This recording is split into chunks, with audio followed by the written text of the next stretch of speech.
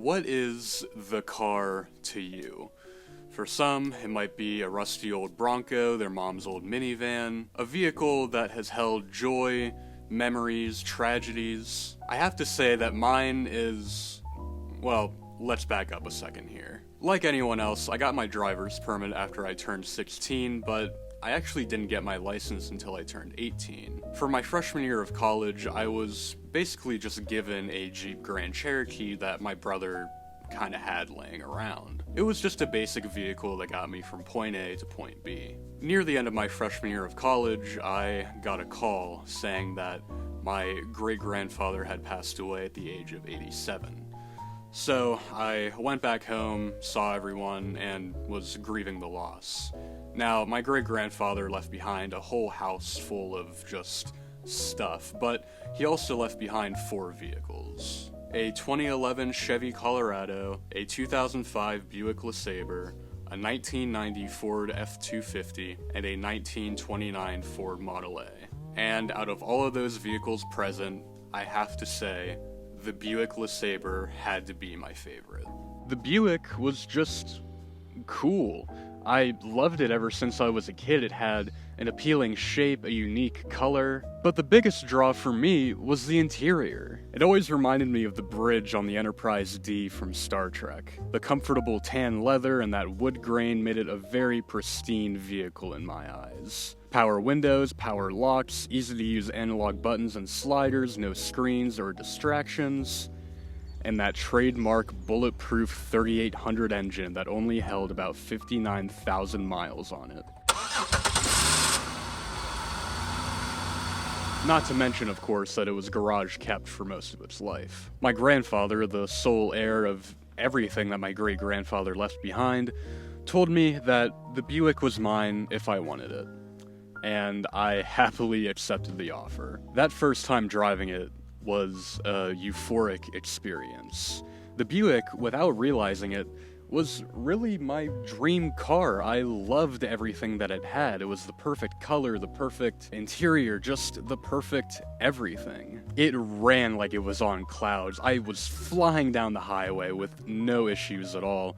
And simply put, it just made me happy. I mean, my freshman year of college was one of the darkest and loneliest periods of my life, and the recent death in my family certainly didn't help, but driving around the Buick, it just felt nice.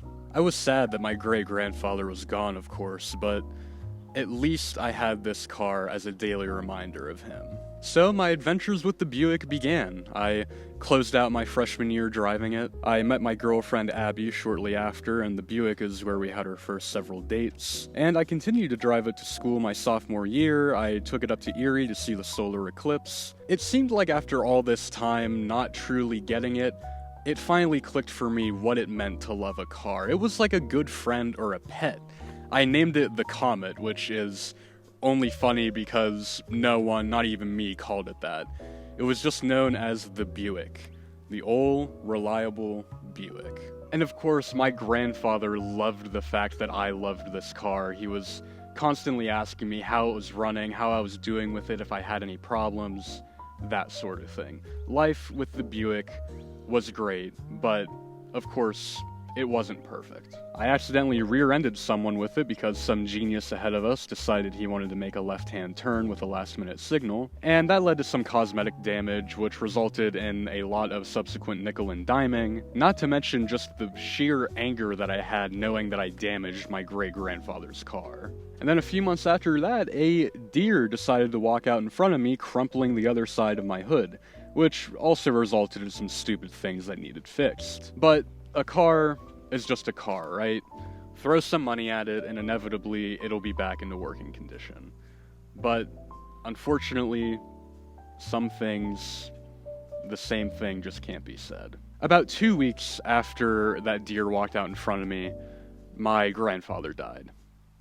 And it was something that, sort of knew was coming, but nothing could have prepared me for it. I was angry, bitter, sad, devastated, any other related synonym. I was just the definition of upset, along with everyone else in my family. But facing that tragedy dead in the face, I really had no choice but to continue going to school and continuing to drive the Buick every single day. But now, I wasn't doing it to remember my great-grandfather, but my grandfather as well. After that, it was time to get the Buick souped up a bit. Inspection rolled around, so I had it freshly inspected with an oil change. I ordered new tires for it, as well as a new battery. And with all of that combined, she was ready to go. I had 97,000 miles on it at this point, and I was prepared to be driving it forever. And with all the work that I just had done with the inspection, the oil change, the tires, she was driving like a dream, ready to continue her adventures across the state of Pennsylvania and beyond.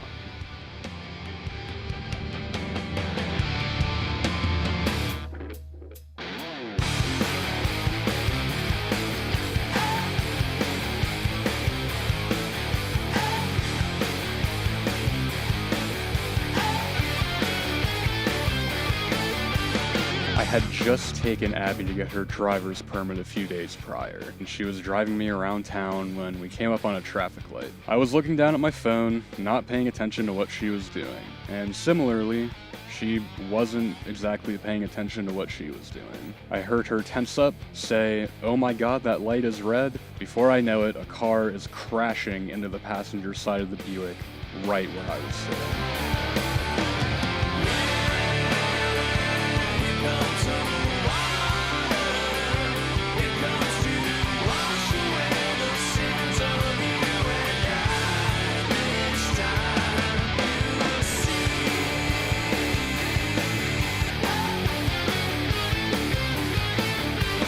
We were sent spinning across the intersection, rotating almost exactly 180 degrees from where we started. Abby and I got out of the Buick without a scratch on us, thankfully. She was already sobbing, a lady came to check on her while calling the police, a guy started directing traffic, people started checking on the lady that hit us, and I just stood there, completely dumbfounded as to what just happened. After the police were called and I made sure everyone was okay, I looked at the condition of the Buick.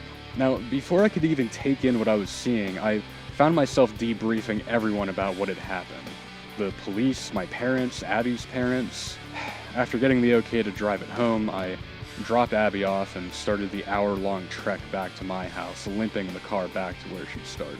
Now that everything had calmed down, all I could think about was the fact that the original owner of this car, my great-grandfather, was dead. The man who was responsible for giving me this car, my grandfather, was now also dead. And now that they were both gone, I don't even have the fucking car anymore.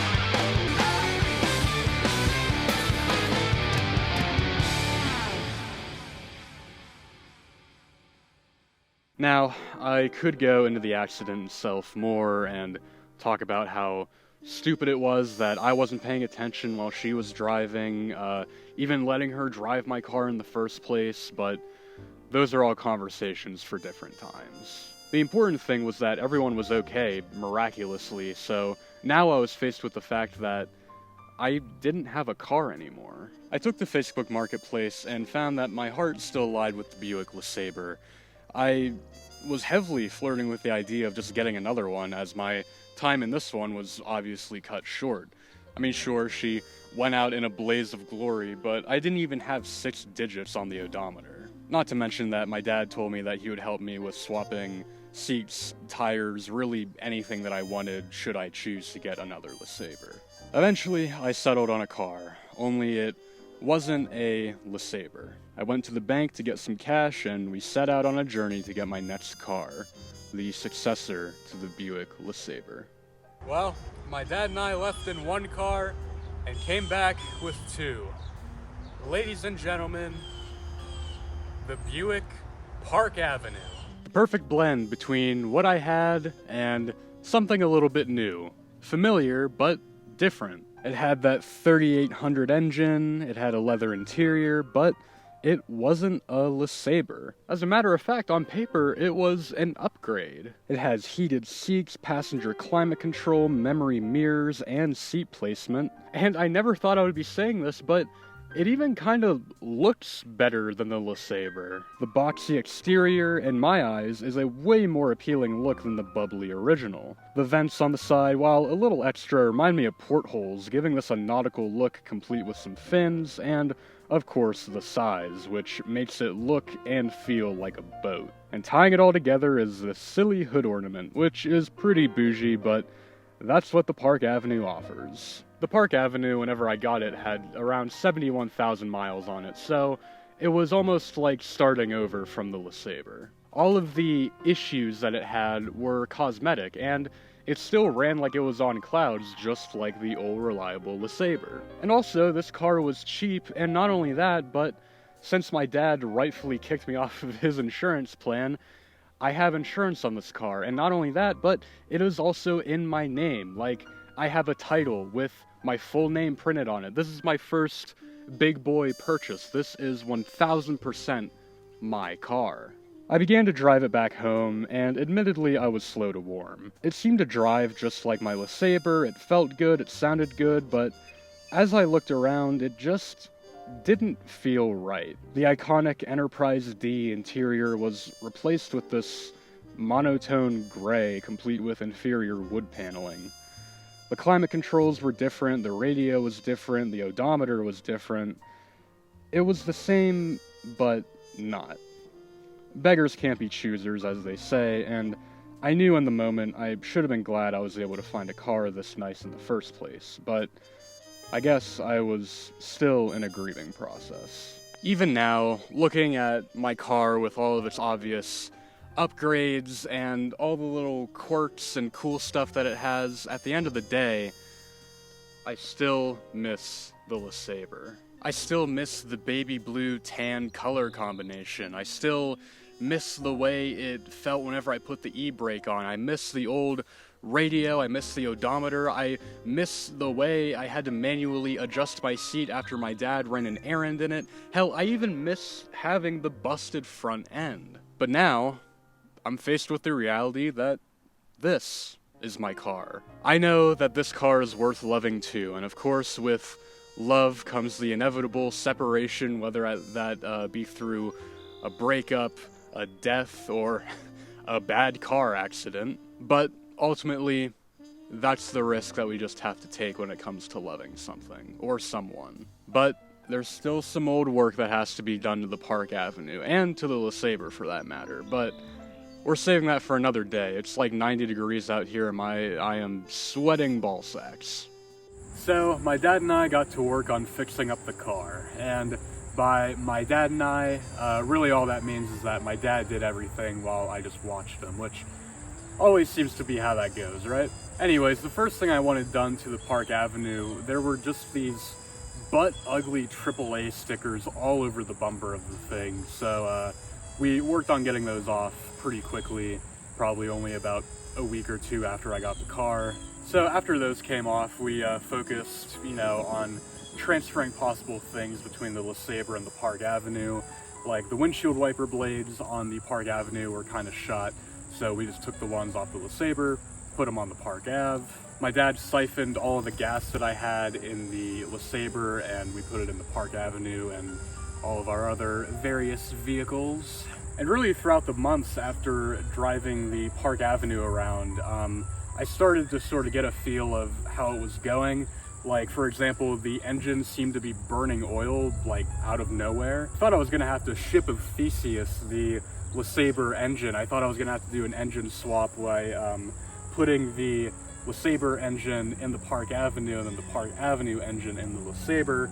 But luckily we didn't have to do that. I thought that would have been kind of cool, but my wallet would beg to differ with that. We just found an oil additive and put it in the Park Ave, and that slowed down the burning enough to where we don't really need to do that. The brakes on the Park Avenue were kind of iffy as is, and my dad and I just decided that day, I bought the parts for replacing the brakes and everything, so while he was doing that, we decided to do the tire and wheel swap, which is where we leave off with our Buick adventure.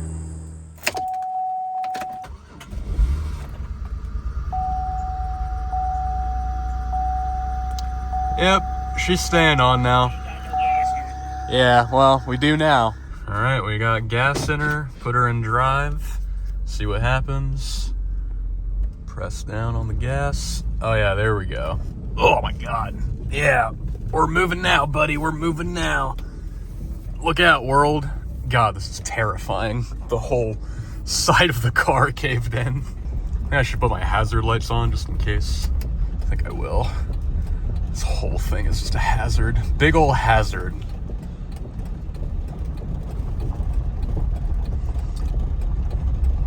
And you know the worst part about it? She still runs. Like, smooth as all get out. Which is really sad. Makes this all the more... yeah, I know. I'm low on gas. I'm very aware of this. Yeah, that doesn't sound good at all. Hear this? When I apply on the brakes, it's probably not good. Do you hear the brakes on this thing? Well, they're probably rusty. Yeah, it sounds awful. There it is, the old girl. Yeah, between the brand new tires with like 1,000 miles on them compared to those. What's that? And what you've been driving. Yeah, for sure. Yeah, because you can't really tell whenever it's on the car how shitty they are. But yeah, so I've been driving around with those tires since March. So these are ugly, but cheap. It's the cheapest option. free is good. Yeah, free is very good. As you can see, it's gonna look goofy, but it'll be nice because I'll have part of the LeSabre in the Park Ave, right? So that's something at least.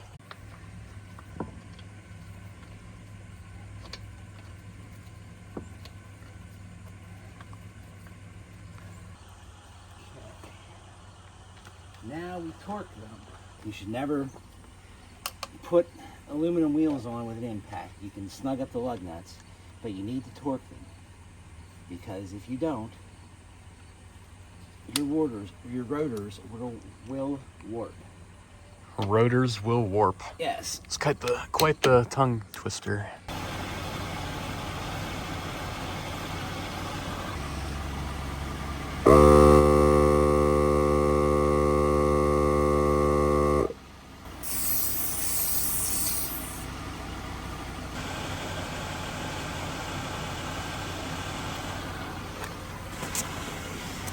All right, all the tires are filled up.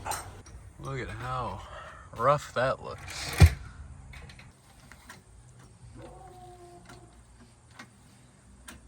Just got back from a bike ride. As you can see, we got the LeSabre pimped out in the chrome, and we got the Park Avenue pimped out in the boring sedan LeSabre wheels. How'd it go? Was it wonderful? It was stupendous. I'm sure.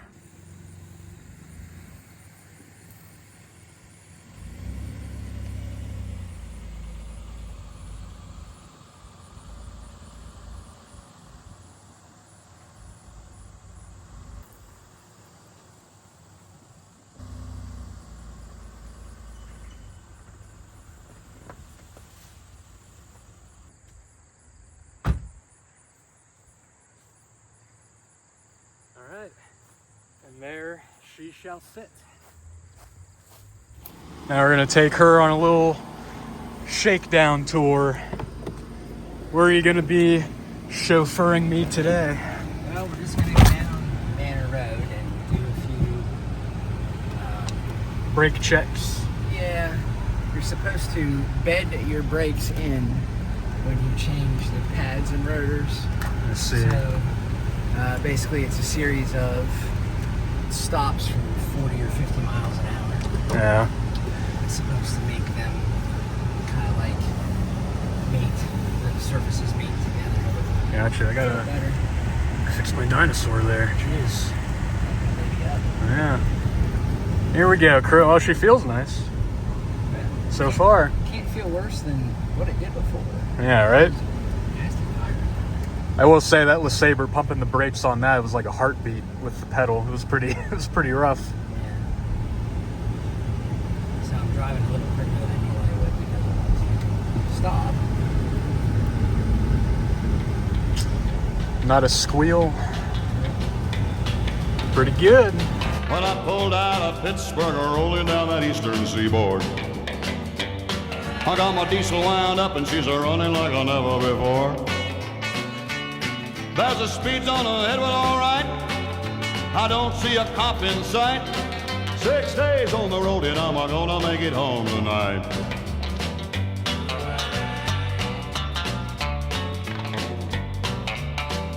Well, my rig's a little old, but that don't mean she's slow. There's a flame from a stack and that smoke's blowing black as coal. My hometowns are coming in sight. If you think I'm happy, you're right. 6 days on the road and I'm gonna make it home tonight. 6 days on the road and I'm gonna make it home tonight. 6 days on the road and I'm gonna make it home tonight. Well, successful shakedown then? Yes. All right, sweet. The seal of approval.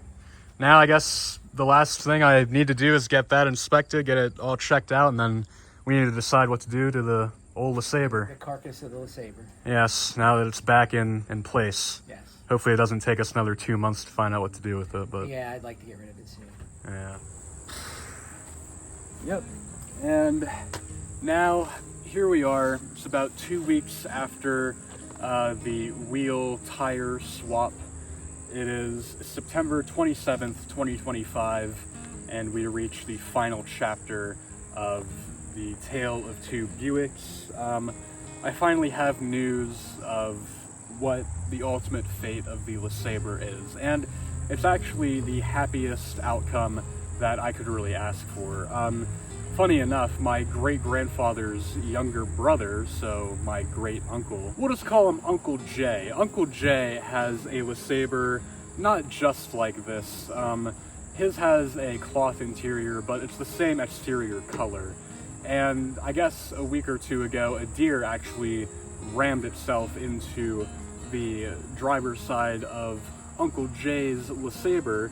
So my dad's cousin came over and took a look at this and thought, yeah, we could just take this LeSabre as spare parts. We could take the driver's side door off and swap that. So basically the end fate of the LeSabre is that it is going to be used as a scrap parts car, which is a much happier ending compared to just taking it to a scrap pile and it getting condensed into a cube. So I am at least getting some peace of mind knowing that the LeSabre will not be, it won't be a total loss. Finally cleared out all of my personal belongings from in the LeSabre because it's been 6 months since the accident occurred. So it was finally time to face the music, clear out the car, and yeah, they're probably going to be taking this out of here within the next couple of days. You know, really for the past 6 months, just looking out of the back window and seeing this car as nothing more than a totaled hump of machinery just sitting in the backyard, it broke my heart every time I took a look out the window. And, you know, with something like this, it's just important to hold on to the memories. This car has a hell of a lot of emotional turmoil behind it. I remember sitting in the back seat of this thing whenever I was 4 or 5 years old. But, you know, all those years later, after my great-grandfather died, just driving it, flying down the highway for the first time ever, that's a memory that I will always cherish, and it'll just be rough to see it go, but I need to just remember, you know, all the memories that I have of shuttling myself around in this thing, driving Abby around, my dad, my brother, my grandfather, and some of my friends. You know, I just got to remind myself that, you know, events like this really shapes you into who you are today. If that accident never happened, I would be a different person in a different, frame of mind. So it's important that it happened. Gen Z likes to call it a canon event.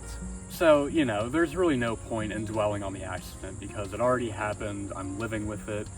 Luckily everyone is okay, which really in times of distress, you really need to focus on the silver linings of these things to really, Jesus, she's talking very loud. But anyways, in times of distress, you really need to take a step back and focus on the silver linings just to prevent yourself from going cuckoo for Cocoa Puffs, so to speak. But the biggest, not the biggest, but one of the bigger silver linings is that I was able to afford the Park Avenue and I wasn't without a car for too long. My new tires didn't go to waste, and this car ultimately is going to be used as spare parts, so it's not going to be, all for nothing. And also I was able to make this video out of it, which is helping me cope with the whole thing. But the biggest silver lining at the end of the day was that everyone is okay at, when everything's said and done, I was okay, Abby was okay, the person that hit us, they are okay. And the biggest thing that I want to leave you guys with is just be safe on the road. Everyone drives around, speaks around really, in these 2-ton death machines, and it only takes one small mistake for a life to be changed or a life to be lost. So just stop fully at stop signs, look both ways, go around the speed limit, and just for the love of God and everything holy, just pay attention when you drive. But yeah, I might as well start up the old girl one last time. There we go. Like I said, this is the spare key, so it's driver 2. 97,000 miles, 877. Go ahead and shut that off. Bird poop, because there's a massive hole just back in there. So a bird got in here at one point, started pooping all over the place, so that's nice. It's been rainy the past couple days, so yeah, this is just the unfortunate reality. Actually, since this doesn't have a ton of gas, I'm gonna just shut that off there. So this is it. A little drawer all cleared out. The dash, well, not the dash, the console.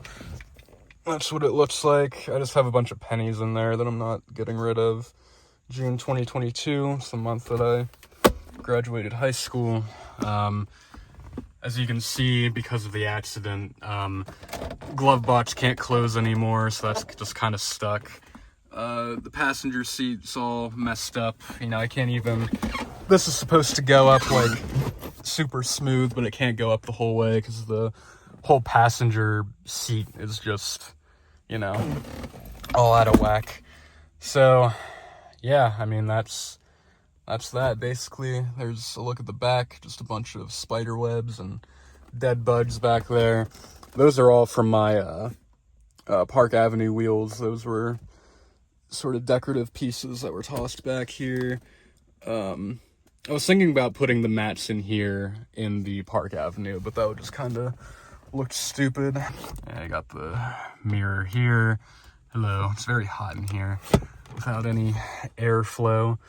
But yeah, this is going to be my very last time in this car. I gotta cherish it while I can, take a look around, and as I'm doing this, there's the script to this video and my microphone and the tripod. Look at that. So after my dad's cousin takes this, I guess I'm going to keep the wheels off of this just as spares. I'm gonna take the front grille off as well, just to keep, and the license plate as well.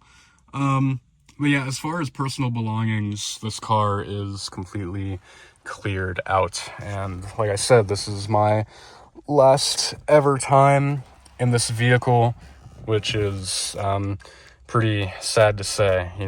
My last time driving this was 2 weeks ago, whenever I backed it into this exact spot, and now the spot is going to be vacant. This will no longer be the home of the Buick LeSabre. So yeah, I guess now it's just time to say goodbye officially. Just gotta do one last look on the outside here. Here's the totaled side. Got front here. That's the grill that I'm gonna be taking whenever they begin to rip this thing apart.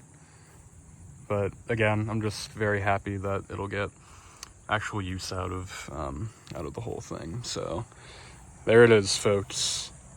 Goodbye to the Comet, the 2005 Buick LeSabre Custom.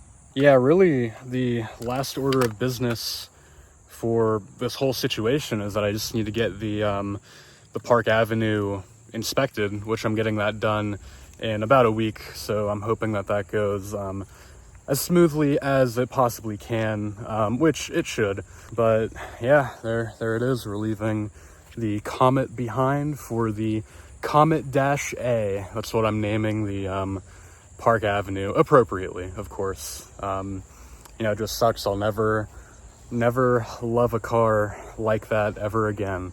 That was my first love in terms of automobiles. But yeah, it was just the natural way that things go.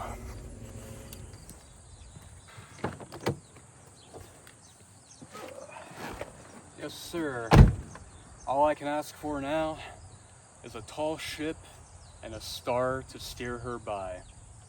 And luckily, I still have that. Thank you all for watching. Stay safe out on the road. And I'll see you guys around. Peace.